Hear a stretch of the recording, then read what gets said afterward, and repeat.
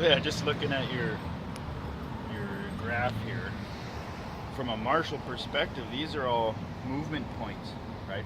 There's things called the V principle. And if you could imagine the center being representative of the core between your anus and your genitalia, whatever.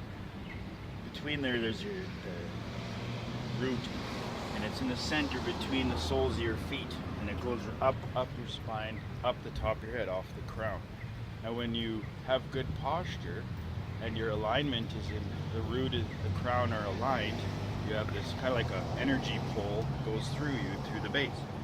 So if that base is the center of your graph, right, then these are all movement directions, okay? And if you think of them as these, as in an X and a plus sign, right? And then these are also directional movements, right? Each of these. So when you think of it just on a basic, okay, we're standing here, I'm gonna go in a X or a plus sign, right? As if it was a plus sign from here.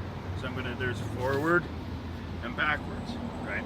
Left, and then right, and then back, and I come back. Now I'm still in the center. Now on the V principle, there's forward movement on the V angle, which would be this way and back to the center, this way and back to the center, right? And then there's retreating V. Instead of going this way or backwards, I go at the angle and I come back, right? I'm here and I can retreat to the right at the angle, back again, right?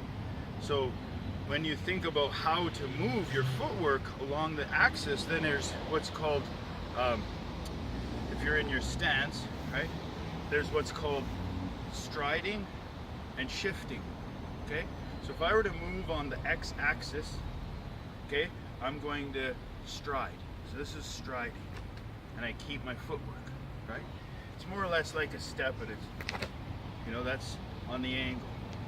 If I come back to center and I shift from my natural stance, shift on the X angle to the left. Still my stance, but my footwork has changed, right? And I come back to the center, right? If I want to go this way on the left, on the X axis, and I can keep this footwork, then I just shift backwards. And I keep my shift, my footwork is the same. When I come back here and I want to go to the reverse on the right axis, then I have to shift in that direction. So here, I keep my footing, but I've now come off the center line. So if I were to line up with you in the camera, you're on my center line axis. I can move forward, I can move backwards. If you were to come forward, I could either go sideways or I could come this way, right? Same idea, I can shift over here to come off the axis. I can stride over here to come off the axis. If it were here, I can defensively stride out of the way.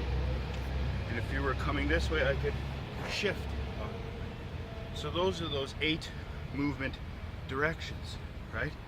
And it corresponds with your graph, you know, in that same way. Forward, reverse, left, right, you know, angles, the x-axis, so movement directions.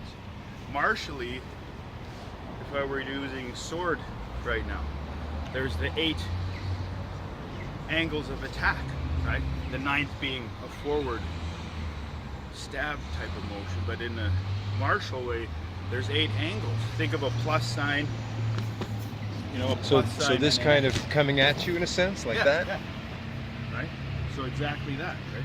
And it's the 8 cutting directions they're called, right? So if I were to have my sword in the middle, there's the straight down, right? There's a straight up, right? There's a cut from the right, and there's a cut from the left, right? Then there's at the x-axis, there's the down cut, under, right? Back to center, right? So if I were to do down, you know, just down, up, right, left, left, right, or right, left, right. Then I can turn to the 4 directions and do the 8 there, and the 4 directions and do the 8 here, and the 4 directions and do the 8 here. There's the 8 directions above me for all my sword work, the 8 directions below, right? So that axis is all around you, in time space, right? In 3 dimensions. There's all of these ways you can move the 8 directions, and there's ways of moving the body along the 8 directional axis, right? Then you have planes, the upper plane, the middle plane, and the lower plane, right? So you start moving in the different planes on the axis, right? So an upper angle, mid, lower, all that's on the different planes. So when you look at here, the center line, right? Upper axis, that's on the shoulders. The hips represent from shoulder to hip is the middle, and from the hips to the ground is the lower, right?